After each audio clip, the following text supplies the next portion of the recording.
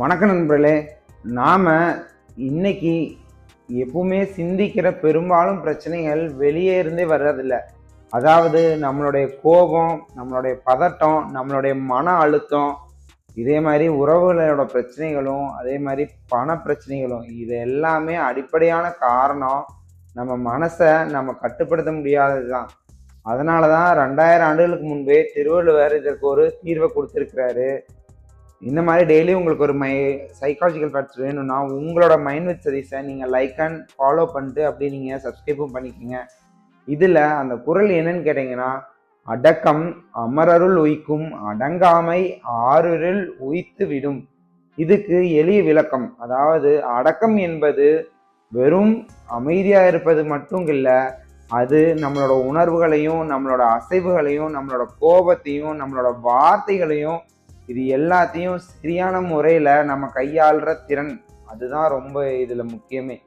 இதில் நமக்கு என்னன்னா செல்ஃப் கண்ட்ரோல் சைக்காலஜி, உளவியல் ஆராய்ச்சிகள் இதில் என்ன சொல்லுதுன்னு உங்களுக்கு தெரியுமா? அதாவது வாழ்க்கையில் நீங்கள் வெற்றி பெறணும்னா மனிதர்களுக்கு எப்பவுமே ஒரு பொதுவான திறமை இருக்குது. அது டிலேடு கிராட்டிஃபிகேஷன், அதாவது உடனடியாக உங்களுக்கு மகிழ்ச்சியை தள்ளி வைத்து நீண்ட கால நன்மைக்கு உங்களை காத்திருக்கிற வைக்கிறதோட திறன் தான்.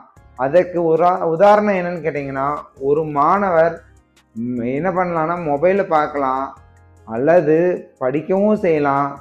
அதாவது அந்த மாணவர் எடுக்கிற முடிவு தான் அவரோட எதிர்காலத்தையே அது நிர்ணயிக்குது. இதில் நீங்கள் எமோஷ்னலாக எப்படியெல்லாம் கண்ட்ரோலாக இருக்கலாம்னா, ஒருவர் நம்மளை எப்படியாவது அவமதிக்கிறாங்கன்னு வச்சுக்கோங்க, நம்மளுக்கு ஒரு 2 வழி இருக்குது. அதில் உடனடியாக நம்ம கோபப்படுறது, இல்லைன்னா நீங்கள் அமைதியாக அதுக்கு பதிலளிக்கிறது. இதில் கோபம் வர்றது நம்மளோட இயல்பு தான். அப்படி இருந்துன்னா நீங்கள் என்ன பண்ணணும்னா நம்மளே கட்டுப்படுத்த ஆரம்பிக்கணும். அது உங்களுக்கு ஒரு பிரச்சனை தான். அது என்னன்னு பார்த்தீங்கன்னா, இதைத்தான் திருவள்ளுவர் அடங்காமை என்று கூறுகிறார். இதில் நம்மளோட ரியல் லைஃப்பில் பார்த்தீங்கன்னா அதில் நிறைய எக்ஸாம்பிள்ஸ் இருக்குது. இதில் குடும்பம் ஒரு சிறிய வாக்குவாதத்தில் பார்த்தீங்கன்னா பெரிய பிரச்சனையாக மாறுறது ஏன்னு தெரியுமா? அதில் நம்மளால உணர்ச்சியவே கட்டுப்படுத்த முடியாது. இதில் தான் வேலையிலையும் சரி, நம்மளோட இடத்துலையும் சரி, ஒரு தவறான வாட்ஸ்அப் மெசேஜ் வந்துச்சுன்னீங்க, ஒரு தவறான பதில், அது பல வருடங்களை நம்மளோட உறவை எப்படியுமே உடைக்கிறதுக்கு ஒரு முன்னுதாரணமாக ஆயிரும். இதில் நாம் ப்ராக்டிக்கல் என்னென்ன டிப்ஸ் இருக்குன்னு பார்த்தீங்கன்னா, இதில் டிப் 1 என்னென்னு கேட்டிங்கன்னா, நீங்கள் ஒரு 10 செகண்ட் ரூல். கோபம் வந்துச்சுன்னா ஒரு 10 நிமிஷம் எப்படியாவது அமைதியாக காத்திருந்தீங்கன்னு வைங்க, அதுதான் ஒரு பெரிய விஷயம். இதில் டிப் 2 என்னென்னு கேட்டிங்கன்னா, நீங்கள் எதுக்குமே ரெஸ்பாண்ட் பண்ணாமல் ரியாக்டும் பண்ணாதீங்க. அதே மாதிரி இதில் டிப் 2 என்னென்னு கேட்டிங்கன்னா, நீங்கள் ரெஸ்பாண்ட் பண்ணுங்கள், ஆனால் ரியாக்ட் பண்ணாதீங்க.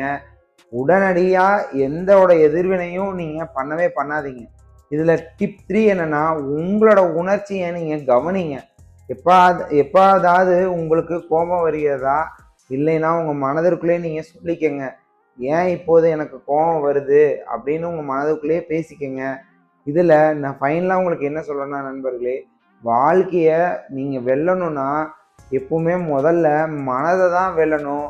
இதில் தான் திருவள்ளுவர் என்ன சொல்கிறாருன்னா, அடக்கம் என்பது ஒரு பழமையான கருத்தல்ல, அது இன்னையோட மாடர்ன் சைக்காலஜி கூறுற செல்ஃப் கண்ட்ரோலையும், எமோஷ்னல் இன்டெலிஜென்ஸையும், அதே மாதிரி எமோஷ்னல் ரெகுலேஷன்ஸையும், இது எல்லாத்தையும் அதுக்குள்ளே தான் அது அடக்கி இருக்குது.